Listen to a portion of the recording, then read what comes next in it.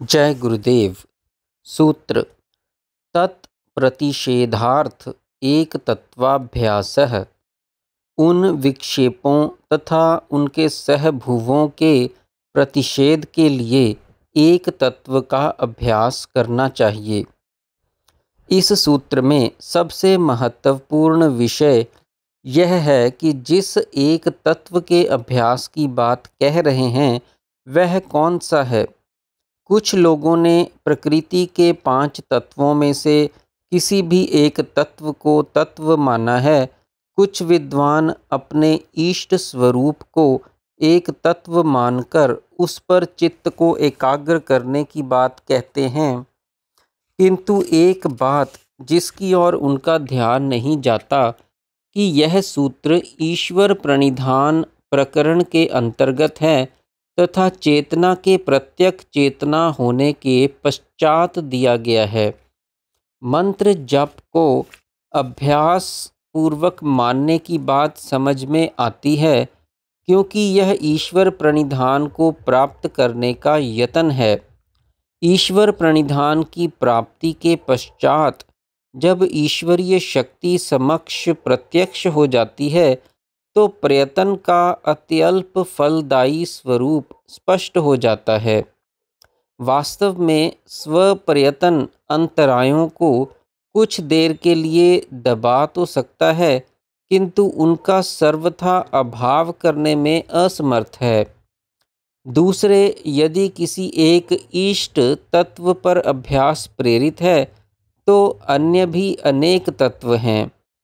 एक तत्व तो वही है जिसको जान लेने के पश्चात दूसरे रहें ही नहीं। सारा दृश्यमान जगत उसी एक तत्व की ही विस्तार है। उसी एक तत्व की छोटी सी झलक ईश्वर प्रणिधान की स्थिति प्राप्त होने पर साधक को प्राप्त होती है। उसी चेतन सत्ता पर जिसकी अनुभूति चेतना के प्रत्यक चेतना होने पर प्राप्त होती है, लक्ष्य रखना साधक का कर्तव्य एवं विक्षेपों के प्रतिषेध का उपाय है। जैसा कि पहले कहा जा चुका है कि वह स्थिति शक्ति के प्रति प्रसव आत्माभिमुखी प्रवाह का क्रम है, जिसमें वह अंतरायों वासनाओं इत्यादि को समेटती जाती है। शक्ति जागृति के उपरांत भी संस्कार एवं वासनाएं तो चित्त में रहती ही हैं। उनको दबाने के लिए प्रयत्न पूर्वक अभ्यास का सहारा अवश्य लिया जाता है, किंतु उन्हें निर्मूल नहीं किया जा सकता। साधक प्रयत्न पूर्वक यह कर नहीं सकता। इसके लिए तो शक्ति की जागृति की आवश्यकता होती है। प्रत्येक प्रयत्न एवं अभ्यास कर्तृत्व अभिमान से युक्त होने से संस्कार संचय करता है। इसलिए चित्त शुद्धि का उपाय वह है जिसमें अहम को एक ओर बिठा दिया जाए तथा सभी चैतन्य द्वारा घटित हो। यही कारण इस सूत्र का अर्थ समझने में मुख्य है। गीता के 18वें अध्याय में भगवान ने सही कहा, अहम त्वा सर्व पापेभ्यो मोक्षयिष्यामि। मैं तुझे सभी पापों से मुक्त कर दूंगा, अर्थात मेरी शक्ति तेरे चित्त को शुद्ध कर देगी। फिर यहाँ अभ्यास क्यों कहा? अभ्यास में प्राय चित्त को किसी एक विषय पर स्थिर करने का प्रयत्न होता है।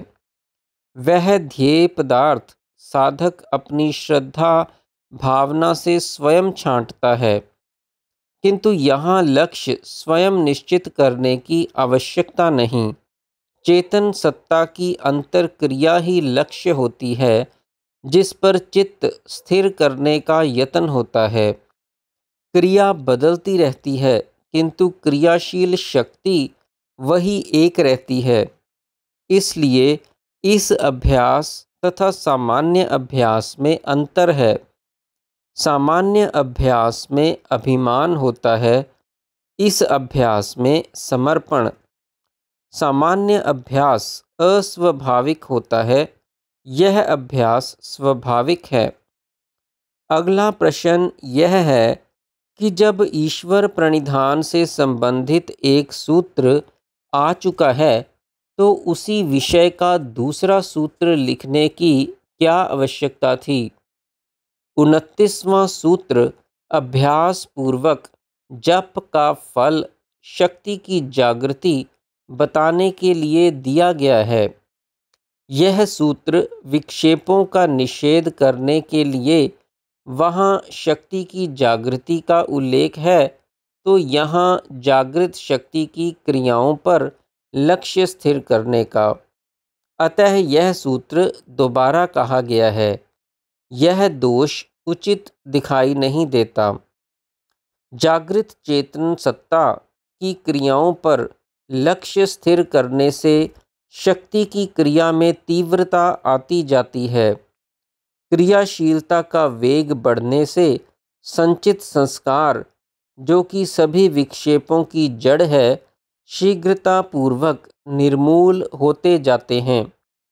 संस्कारों के निर्मूल होने से विक्षेप आने अपने आप बंद हो जाते हैं। इसीलिए एक तत्व अर्थात चेतन सत्ता की क्रियाशीलता पर लक्ष्य स्थिर करने का अभ्यास ही विक्षेपों को दूर करने का एकमात्र उपाय है। शक्ति जागृति के पश्चात तथा शक्ति जागृति के पूर्व साधन क्रम में अंतर आ जाता है। जागृति के पूर्व भी एक तत्व की ही अनुभूति होती है, किंतु अप्रत्यक्ष जागृति के पश्चात अनुभूति प्रत्यक्ष हो जाती है। दोनों साधन स्थितियों में केवल स्तर का ही अंतर है। प्रत्यक्ष अनुभूति का साधन पहले स्तर की अपेक्षा उच्च स्तर का है।